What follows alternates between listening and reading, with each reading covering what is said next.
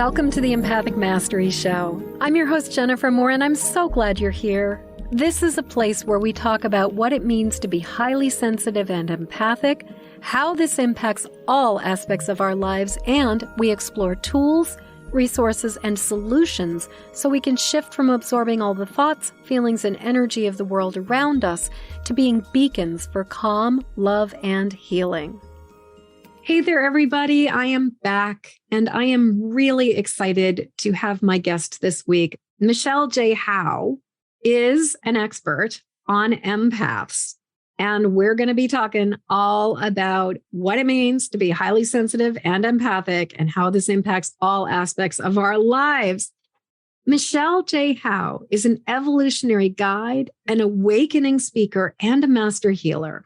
She is the founder of Empath Evolution and the curator of the Empath Evolution community for individuals who are highly sensitive feelers, healers, and, you know it, empaths. Michelle is a powerful channel of high vibrational healing energies with a mission to awaken your sense of inner connection and deepen the trust you have in your own natural gifts and intuition. She's passionate about teaching her clients how to embrace the path and process of spiritual awakening. As a highly attuned empath, certified Reiki master, integrated energy therapist, soul detective practitioner, and Metatronic healer, Michelle's private practice, empowerment workshops, online programs, and specialized events serve to awaken, inspire, and lead a forward movement to soul consciousness, where feeling and healing are seen as essential to personal, interpersonal, and professional success. Welcome, Michelle. Thank you. That was a little too long. I'm like, I need to get this shortened up a little bit.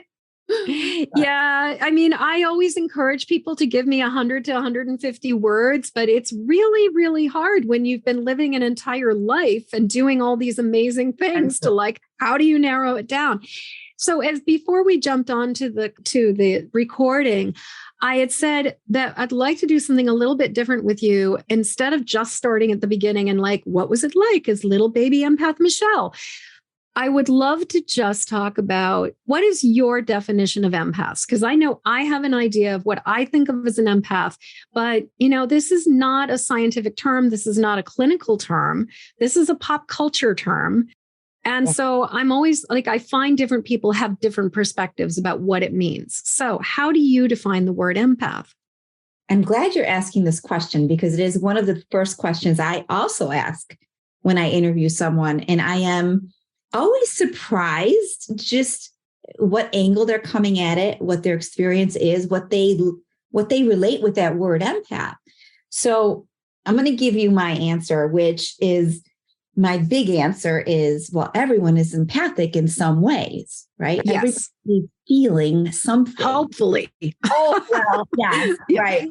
There are some people that really feel very little, comparatively speaking. But so I kind of look at everybody. I look for the soul in people. And that's part of what makes me an empath. I'm always looking deeper. So to me, an empath is a deeper person. I sense deeper truths. I don't look at superficial. I tend to hold the space from when I was before I knew any of these things. My husband would be like, I don't know what is wrong with you. Why are these people telling you these stories? Why?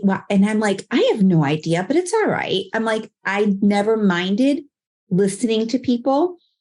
So my definition of an empath, truly an empath, and some people don't know that they really are empath. Yes.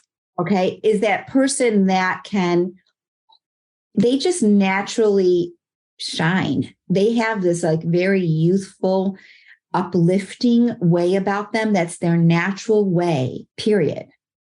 And people feel very comfortable with them sharing this, sharing that.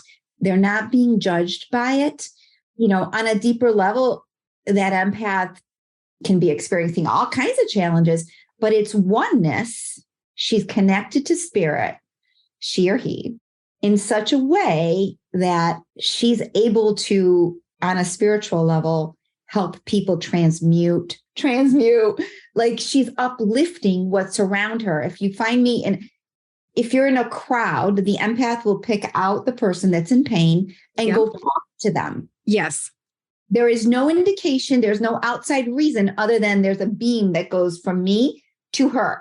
I'm going right over there because that person needs me right now. Yeah. Yeah.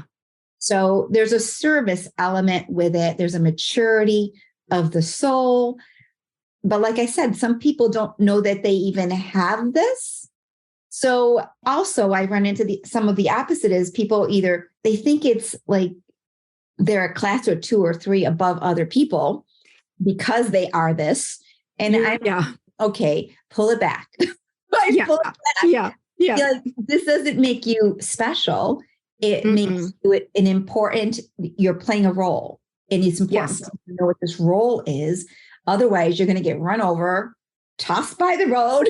You're just not going to know what is coming towards you. So it's information, knowledge is power. So, what I find I'm struck by is I really hear a lot of similarities and slight differences in how you and I define it. Because for me, the way I define the word empath is a being who picks up the thoughts, feelings, energy, and sensations that are coming from the world around them and processes it as if it's their own.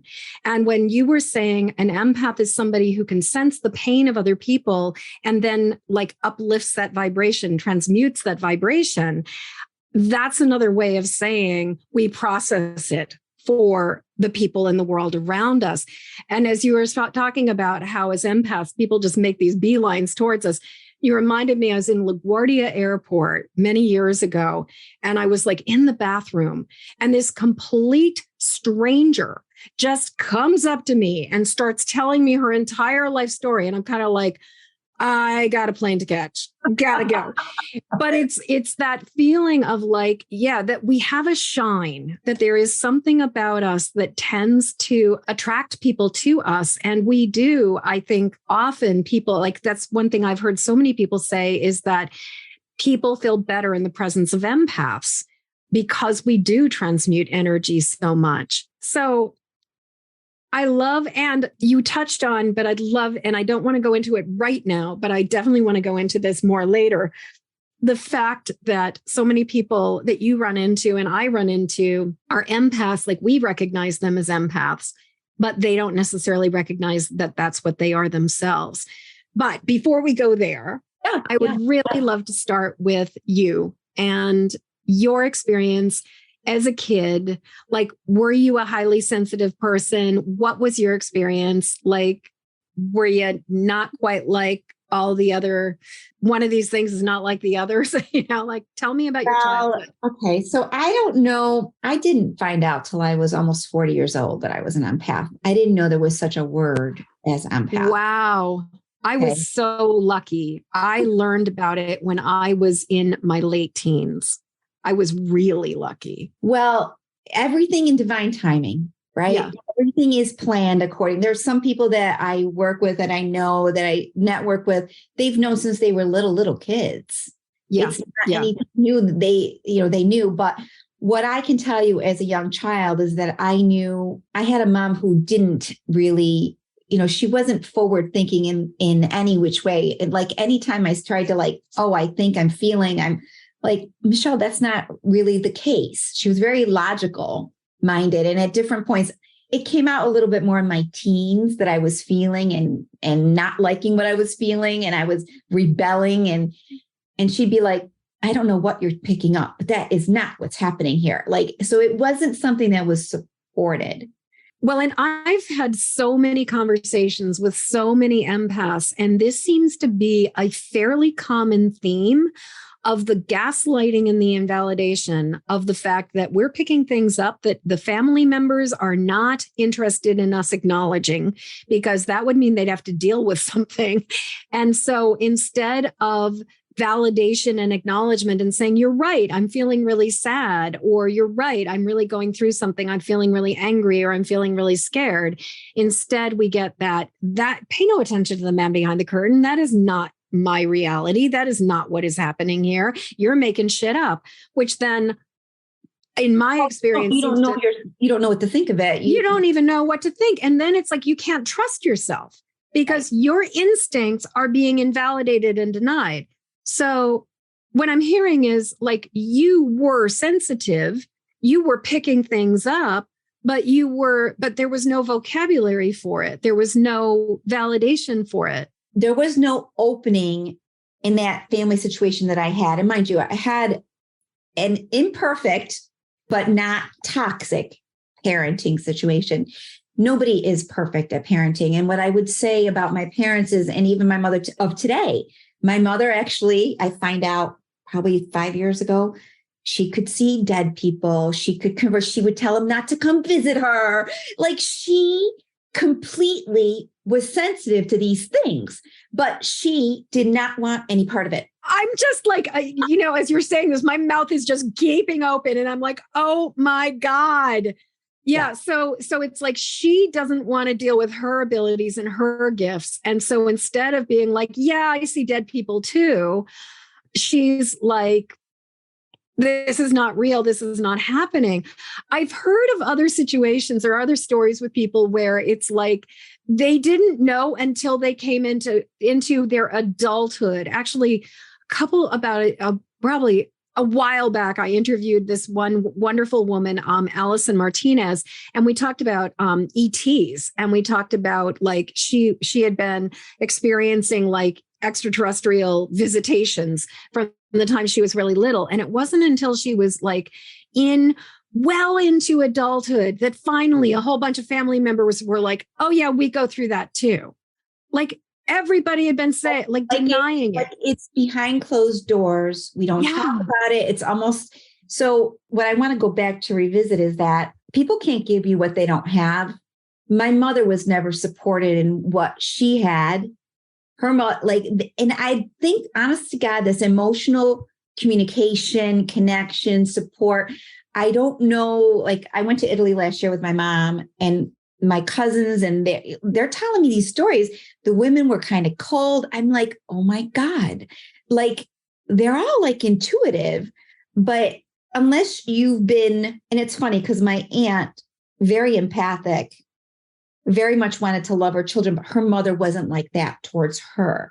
Like it's like my mother, any of this stuff, even today, is she'll listen to me, but she's not really, this is not what she's about. Yeah. She's not going to take a bath in it. She's not going to analyze it like me. She's not going to go for it, and a lot of times like emotional things, people don't want the mirror in front of them.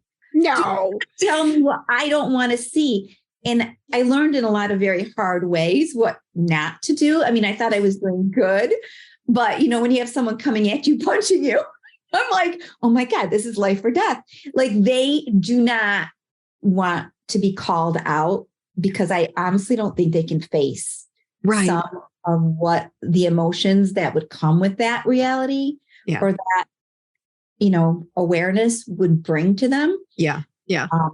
And I thought I was doing a good thing. And then I was like, maybe this wasn't such a good thing. Yeah. I mean, it's sort of that thing of like, people will hear it when they're ready to hear it. And it does not matter how much effort we put into telling people, if they're not ready, all we're just going to get is like a big brick wall in front of our face that's going to give us a bloody nose. But it's a hard lesson. And I think so many of us have to learn the hard way of like, don't volunteer it. Just don't just offer it until somebody's ready for it. I think you're doing something good. And there's a time and there's a place. And then there's the reality that some people, my perception, my truth, some people would rather live in their truth than get any whiff of what I saw or what I would interpret this as. The other learning recently that I had was, I have a sister, she's 10 years younger than me. And if we sit down and talk about our childhoods and our parents and the experiences, and we could have been at the same, I completely have a different storyline to tell you than she has to tell you. Yes, yes, yes. It's so fascinating when you start comparing notes with your siblings. And just how their storyline and their experiences can definitely be like, there's the collective or the common things, but then there are also the things where it's like, that was so not my experience. And I find that very fascinating, just the ways that everybody has, like, they're seeing it through their own lens. But also, obviously, if she's 10 years younger than you, she got completely different parents in a lot of ways. It was a different time for her. Yeah. So what I repeat and what she like, and when she tells me, I'm like, huh? I'm like, I don't remember any of that. That wasn't part of what I remember looking at my aunt or my grandmother that way. Nope. That's how she looked at them, because we really kind of grew up at different times in the house. Yes. Going back to the fact that you did not necessarily realize you were an empath until you were in your, like, until very, very recently in your 40s. In my 40s. In your 40s. 15 years ago. Exactly. 15 years ago. Yeah. So a while back, but not that long ago. So, but it sounds like you were experiencing the impact of being an empath from a very early age.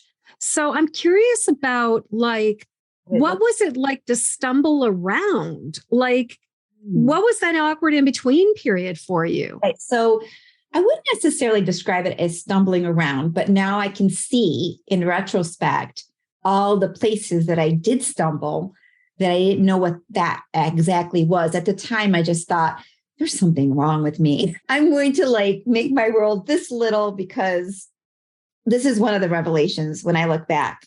Every New Year's, I was a puddle of tears. I never knew why I would start crying on New Year's. And it was beyond me. Like, okay, but now I know emotions are ramped up. The family's around. Like, I'm releasing one year, moving into the next year. I mean, I even know now when December time comes around and the holidays, and that December 21st, I am going through a shift of some sort, and I am reevaluating, releasing one year, moving into the other year. It still happens to this day, but back then I just didn't know why I was so emotional. Mm-hmm. You know, and I didn't necessarily want to be among all kinds of people. So, you know, when you don't know, I prefer to be by myself. Like, why do I prefer to be by myself? I don't know, but I almost look at myself as an old soul, because I kept to myself. I had friends. I could be very social. I could be extroverted, but on my terms, in my way. And that's it. Not any more, not any less. And if by chance I had plans, and for some reason, some part of me said no, it didn't matter that I had plans. The answer was no. So and my mother would be like, you know, you're being really rude. That is the rudest thing you could do, is change your mind. You made plans with people. You need to stick. I'm like, Mom, I can't go when every part of me is telling me not to go. Like, I don't force myself. And maybe some people do, and some people have, but I never have done that. I stick with what I want.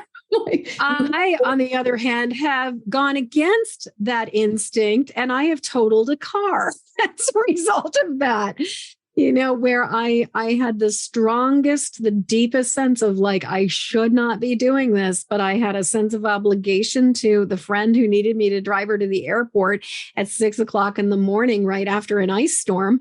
You know, I got her to the airport, and on my way back, I hit some wet black ice, and totaled car later. I learned a very powerful lesson. So I don't know if you ever did that, like, or did you always honor? I don't want you to think that my life was like a cakewalk. Yeah. It wasn't a cakewalk, because I could read when people were taking advantage of other people.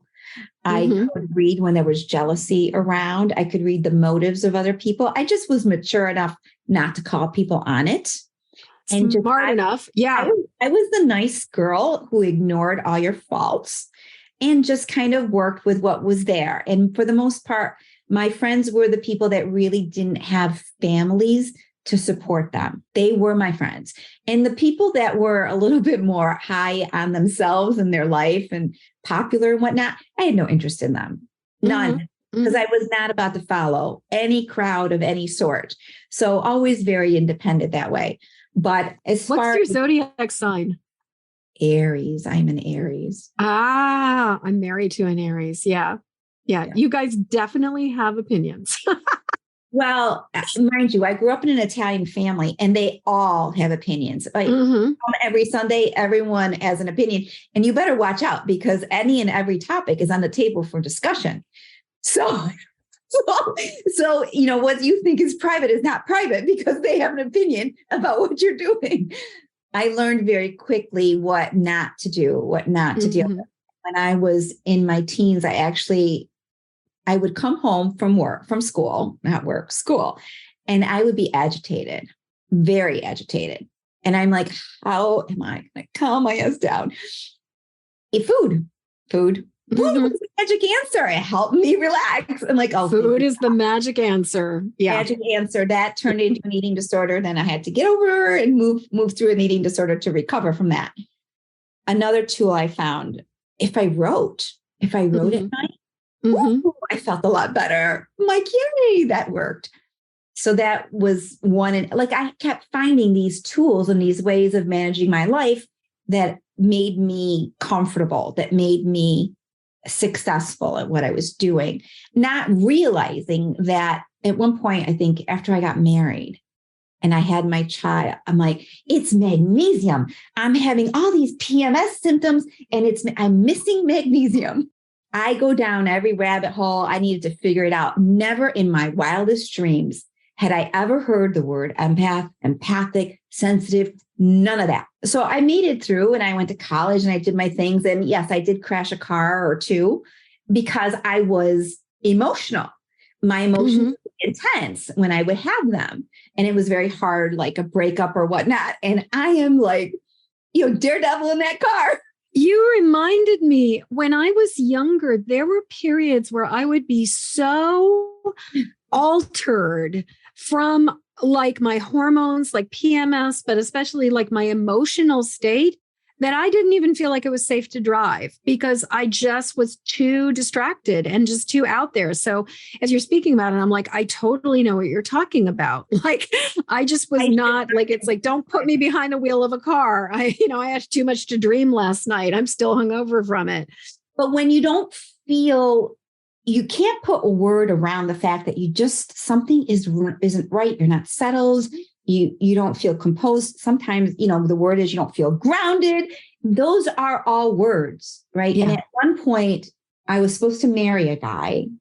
And this is when I really learned that I could not, first of all, I was marrying a guy that was a lot like my dad, but I didn't realize that. And my dad says all kinds of good qualities, but my mom and dad always fought. And I would always get in the middle to take the blow and to support my mother. Don't you dare talk to my mother this way, right? But then I went to college, so things kind of shifted there, but almost married this guy. And all of a sudden, you go from dating where everything is perfect and nice and fun to this is serious. What kind of income are we bringing? Where are we going to live? Like all these serious things. And I discovered that, no, we are not on the same page. We are not on the same page. So as a matter of fact, he's now telling me that I need to grow up, right? Because I need to grow up. I'm like, listen, buddy, like the days are done. I'm like, you are immature. I am tired of letting you walk all over me because I've taken notice or taken teachings from my own mother over here. That's not happening anymore. We are somewhat a product of our parents because I took example from my mother and she was never very strongly holding her own. Yeah. So in the relationship, I was a little more meek about, although I have a very strong personality, that I wasn't that with him. So we got in a fight over a bedspread of all things, right? Because I need to grow up. So the next day was Sunday. So we go to church. And I'm like, I'll be damned. I went up to that altar and I'm like, all right, am I going to marry him or not? What's going to happen here? Because I'm 3 months away from a wedding. What is going to happen? And all I heard was, well, you'll be divorced in a couple of years if you marry him. That's all I had to hear. I'm like, I don't need logic. This is what I heard. This is what I'm going to do. I went, gave him back the ring. Like, no, everyone was in total shock. I didn't process it. I didn't go through it. I just did what I knew had to be done. And thank God you listened. Yeah. Yeah. I mean, fighting over bedspread. I had this one boyfriend, my husband teases me about it to this day, but I had this one boyfriend where we had gone into a Radio Shack to try to find this thing. My mother needed like a splitter, and he was just looking for the most like ridiculously expensive, unnecessary, arbitrary thing. And he's talking to this kid, at the Radio Shack, which dates it. And I'm finally like, this is not what she wants. Like, I'm like, I know her. I know what she's looking for. This is not what she wants. Let's just get out of here. They don't have what we need. We get into the Denny's like 20 minutes later. And he's like, so are you going to tell me what that was about? I'm like, what? He's like, how you robbed me of my masculinity. And I'm just like, what? I was like, okay, duly noted. You are not the appropriate person for me. But it's like those moments of clarity where you're just like, this is a misfit. I do not belong in this relationship. And thank God we listen. I learned a lot at that moment in time because I can't do fighting. I cannot do fighting.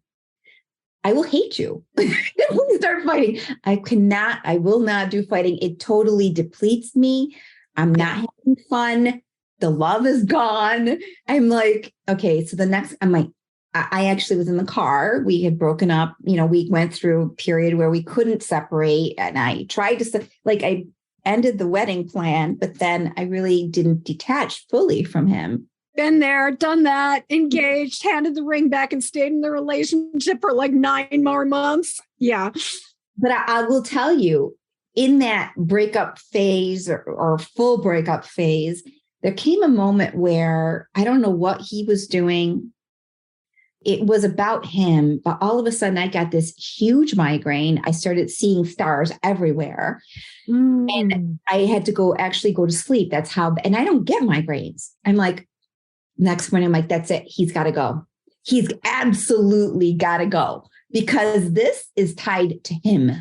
It's not normal for me. And I'm getting a message here. So that was that. But then when he was fully out of the picture, I always knew I wanted to have children. I always knew I was going to have children. And I'm driving my car and I have a habit of talking to myself or to whoever's listening, because I've always believed somebody was listening to me. And I said, listen, if you think I'm getting married, you better bring me somebody really good. And it better be the easy button. That is exactly, because I would rather be by myself than with a jackass. Yeah. Absolutely. And that did work out. I'm like, these are the things that I think define a lot of our life, the moments and the standards and what we're willing to put up with and what we're not willing to put up with, period. Yes. When I first saw the movie Thelma and Louise, the line that I think it's like Susan Sarandon says to Gina Davis, you get what you settle for, that rocked my world. Like that shook me so hard because there is something so powerful about that. I think for all women, you get what you settle for. And especially as you were saying, how your mom was so meek and had like been socialized to like not push back and to not have boundaries and to not be particularly firm. It's like we are taught to settle. We are taught to tolerate. We're taught to accept like really unacceptable behavior. And what a miracle. Stereotype of being a loving, caring woman, supportive. That's how you do it. And I mean, mind you, I've always had a strong personality. So when I tell you, my mother would look at me and she goes, you are not acting like my daughter. Because she would always like, Michelle, you need to be nicer. You need to not be so strong. Like, I'm like, Mom, what's wrong with them? Like but then as she saw me with this first guy, she's like, you're not acting like my daughter. And I was acting like her.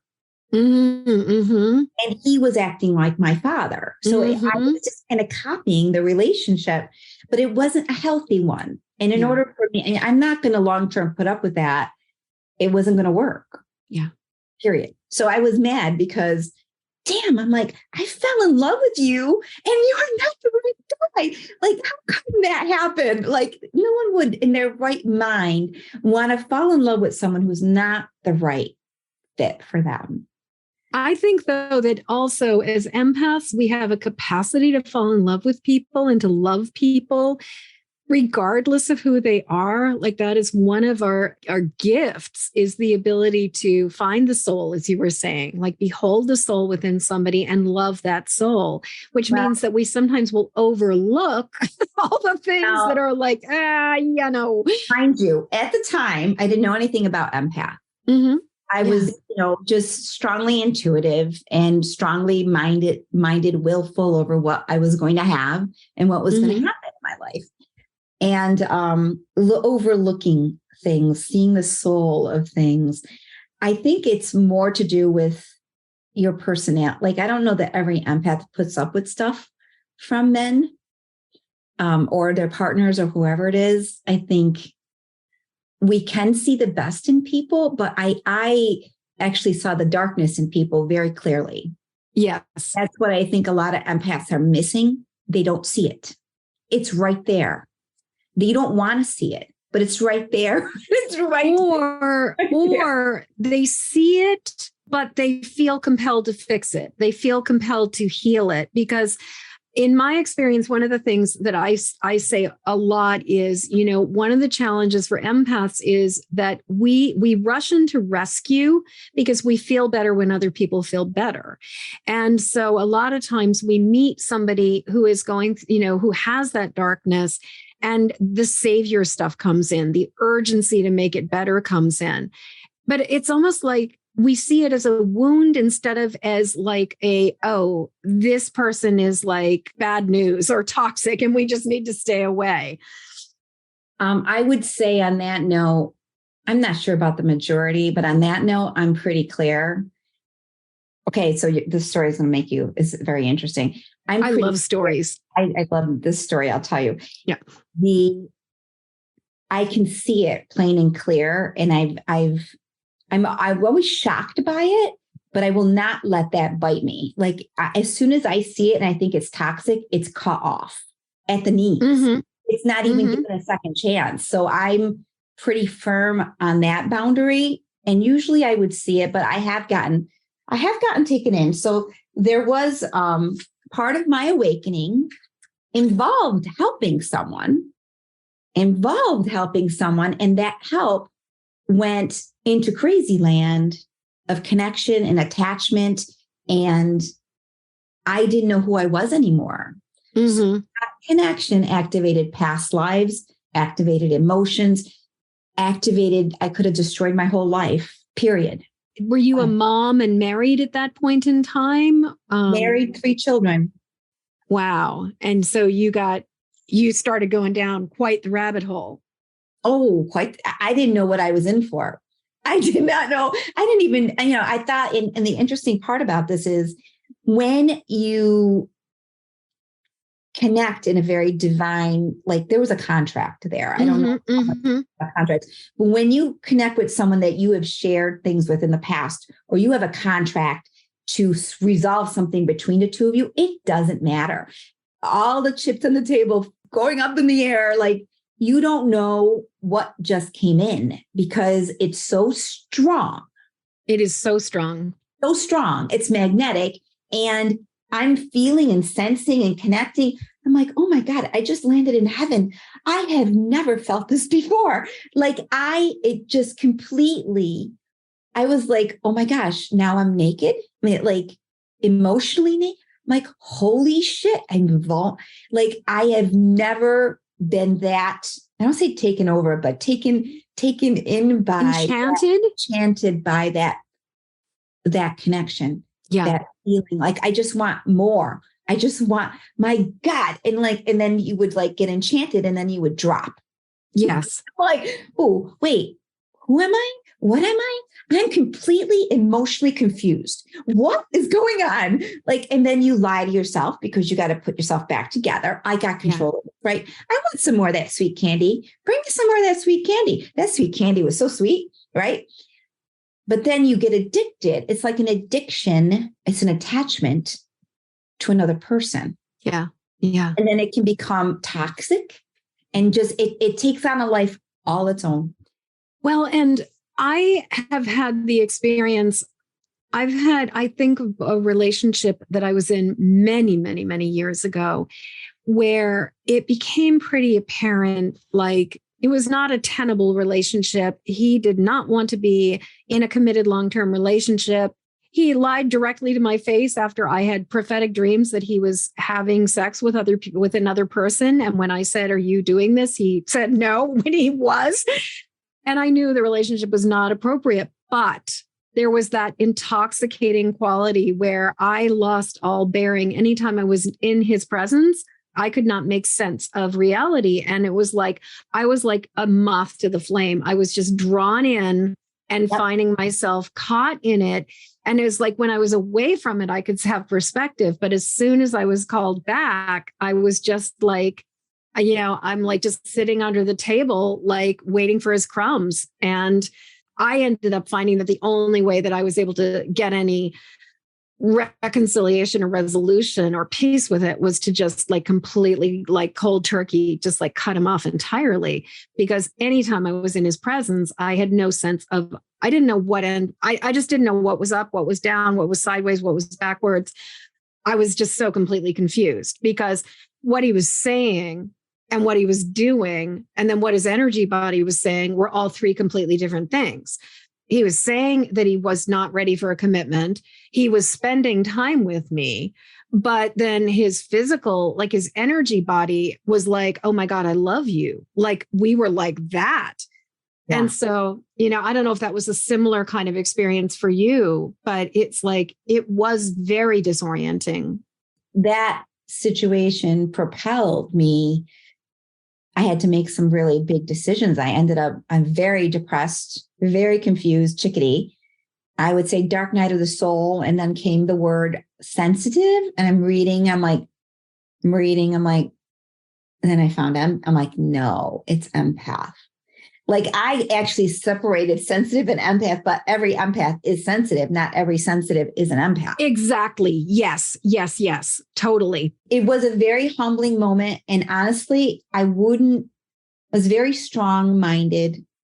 I don't know that I would have recognized, or even like, I've always been like psychic, numerology, astrology. I've always been interested in things like that are in the metaphysical world. But I was very business focused. Mm-hmm. I was very, I was busy with my children, but I have always operated like an empath. I had to have certain times when put the kids down. I need to relax. This is not about them. This is about me.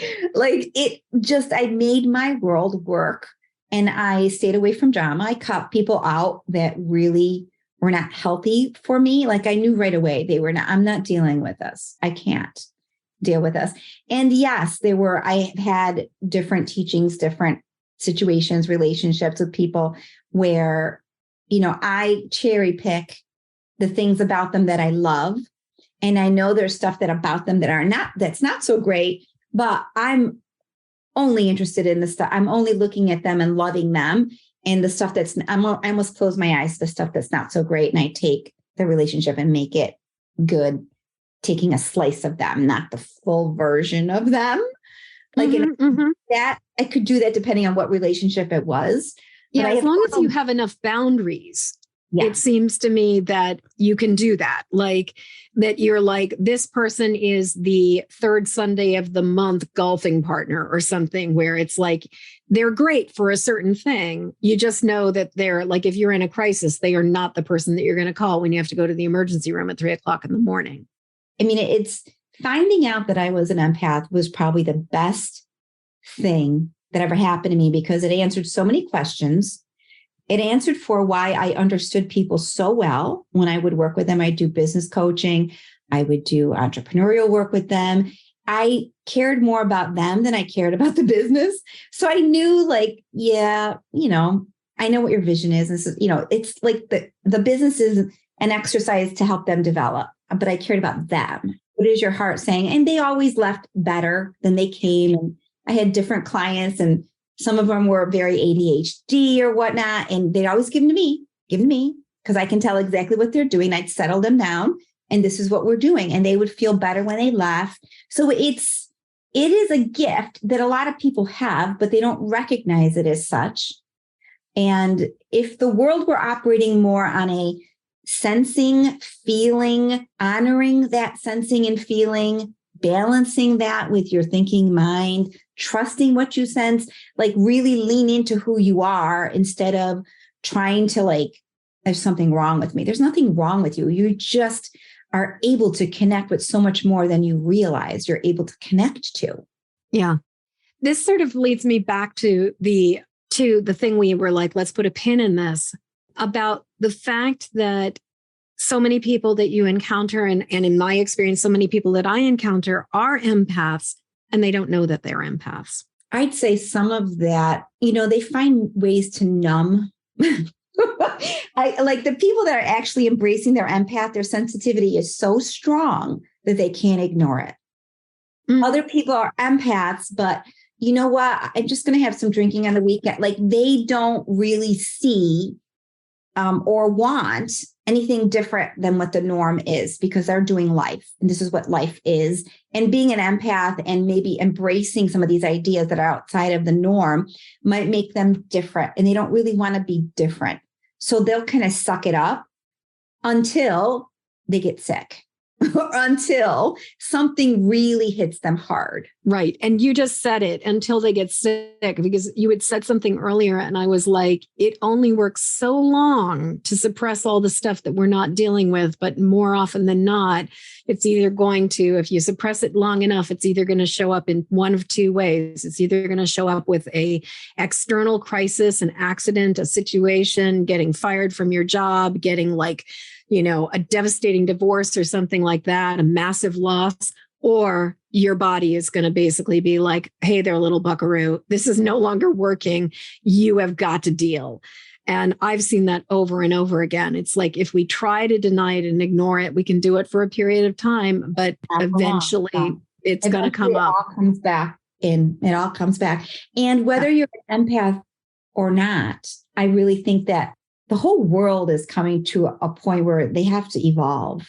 Yes. They're starting to feel more. They're starting to recognize, the mental health issues, the wellness issues. They are very palpable, unseen. So regardless of how sensitive you are or aren't, or how gifted you are or aren't, you must learn to go inside, because those energies are impacting you. Well, and I'm imagining, you have literally coined the term empath evolution. I imagine in some ways that's exactly what you're talking about. And, as I was mentioning to you off camera, spirit, like I've got a whole book that's been channeled through me that's all about us as human beings and the empath, and essentially the empath evolution.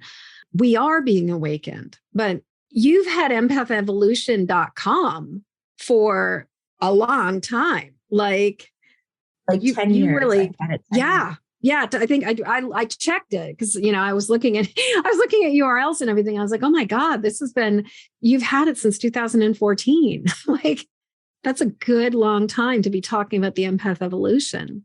Well, it's important. It really is such an important topic, and I hope I can bring it to more of a main stage for people of all sorts, to look at this and really consider this in their life, whether or not they consider themselves sensitive or not. They're awakening. This is about feeling. What kind of feeling do you want in your house, in your body, in your life? Like the environment, like they look at, illness, things wrong. The environment matters so much.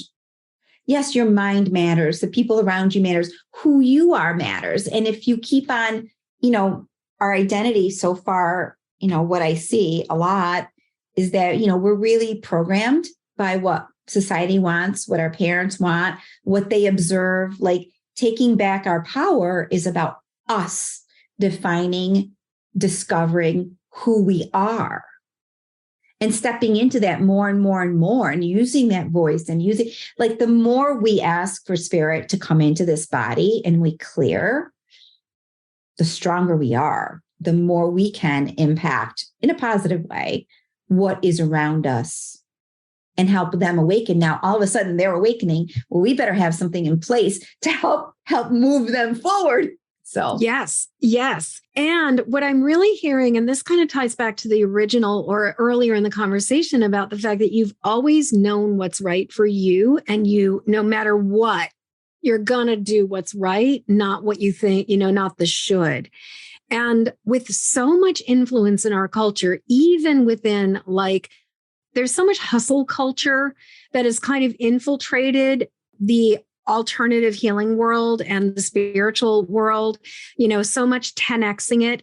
And so much of these, there's so much pressure, even within our world, to be a success.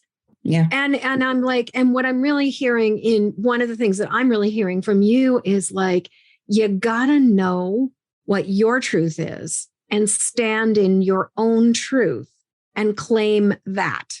That's essential. Why do we not do that? We should be all. Why do we not do that? Yeah. I'm out, and this is who I am. This is what I'm about. And these are my I would say values. This is how I define success. This is how I do life. Yeah. And you know what? Outside pressures be damned. You do what you want to do, but this is how I'm going to do it because this works for me. Yes. As we're just kind of getting right up to that mark where I'm going to say, oh my God, Michelle, I can't believe how fast this has gone by. But I'm thinking, for people who are listening to this, who struggle with people pleasing, who struggle with trying to go along to get along, what wisdom and advice would you offer about how to stand your ground and claim what's right for you? Is there one thing? How to stand your ground, what's right for you? Listen, people pleasing, going along, we all do it to some extent or another, because we're part of we're part of a family, we're part of relationships. We're all always kind of merging in some way, and that's okay. But at the end of the day, if you don't know who you are, it's almost write that list down and stick to it. Know the things you like to do, the things you want to do, not the things you have to do, right? Mm-hmm. Just hold yourself accountable to be you. Give yourself permission. And I have 5 pillars with Empath Evolution, which I just discovered recently after all these years. I'm damn, these are the 5 pillars, right? I have the 5 steps of empathic mastery. Isn't that funny? Yes, it is. Yeah. So I'll tell you these 5. It's simple. Yeah. It's feeling versus thinking, right? Thinking, healing versus, healing is you're letting yourself learn and grow and heal from things. You're giving yourself that space to heal. You're being instead of acting on everything that's, you can be. Stay in that space. What does it feel to be you? And becoming, allowing yourself to become, and allowing is the last one. Allow yourself to do all those things. And when you put that soup together, you really start sitting in more of a, whoa, what does it feel to be quality?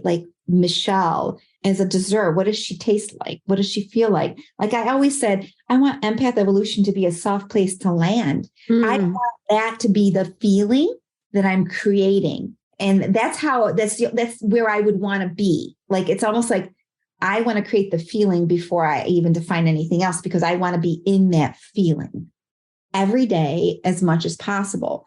But, in the middle of our days, we have things we have to do, we should do, the rhythm of how we move through our day, what we sound like, what is coming out of our voice. All of this is part of the expression, our creative expression, our essence.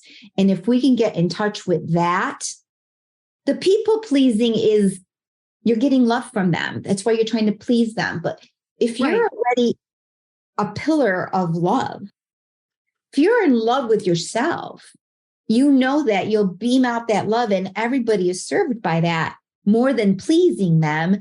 You're here to grow as a soul. You are not here to conform. You're not here for that. And you might think it's stability, safety, yes, but you're going to feel stifled because you need to express who you are.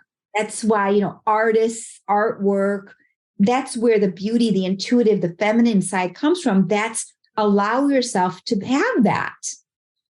So you create your life and you make this life what you want it to be, not what the world tells you it needs to be. So then all of a sudden you feel like a victim. You're running around like a chicken with your head cut off. And we all know what it feels like to be surrounded by that.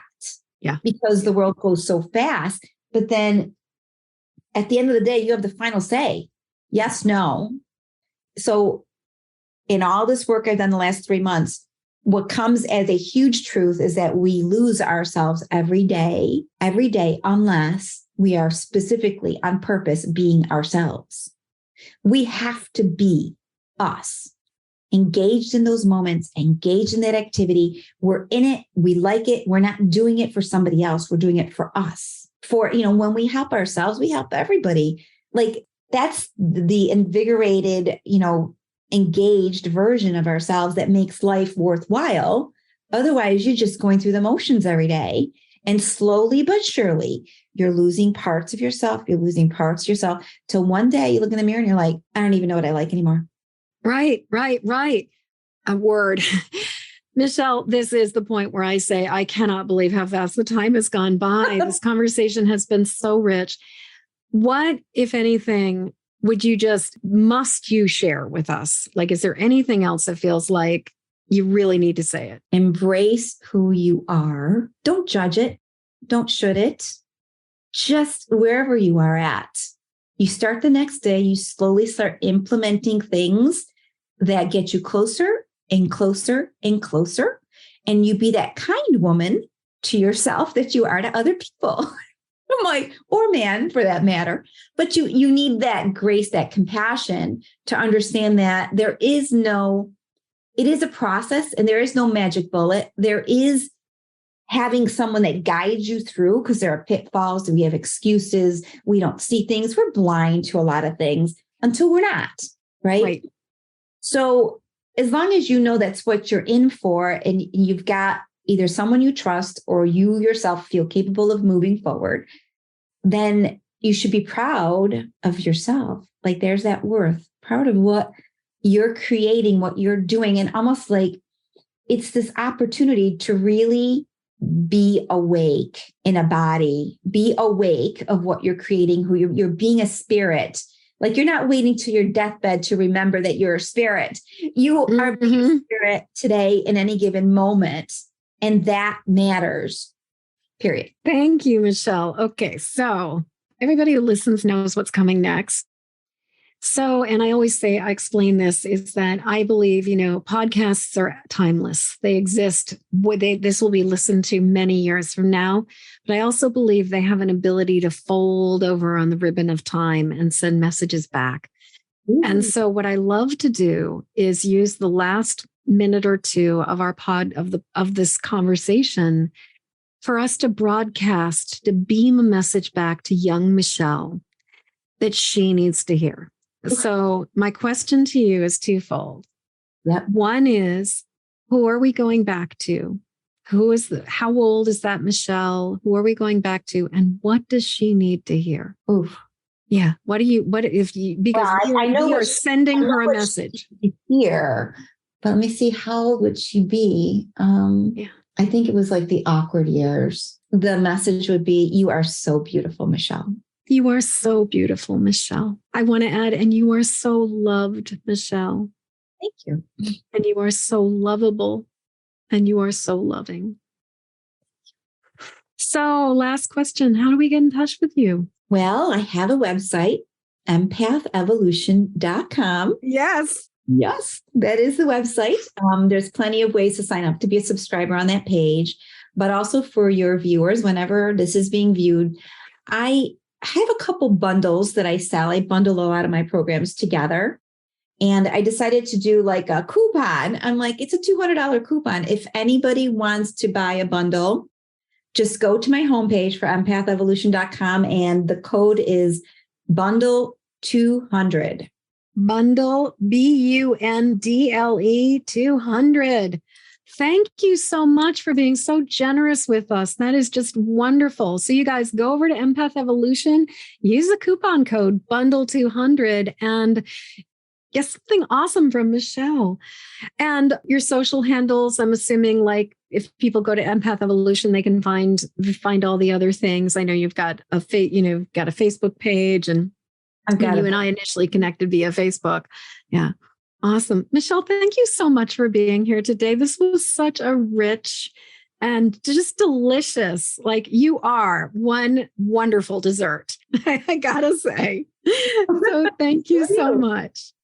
Nice to be here. So nice. I'm so glad you were here. As we come to the end of this episode, I'd love to hear what you're taking from this show. Please jump over to empathicmasteryshow.com to leave your comments. In the show notes, you'll find a link to grab your copy of my Empathic Safety Guide, 3 Basics for Finding Calm in the Eye of the Storm. And while you're there, please subscribe and follow this show. And thank you for your help sharing this show with the people who need it. Please help me to spread the word and send this podcast to friends or family members who need support living as highly sensitive empathic people.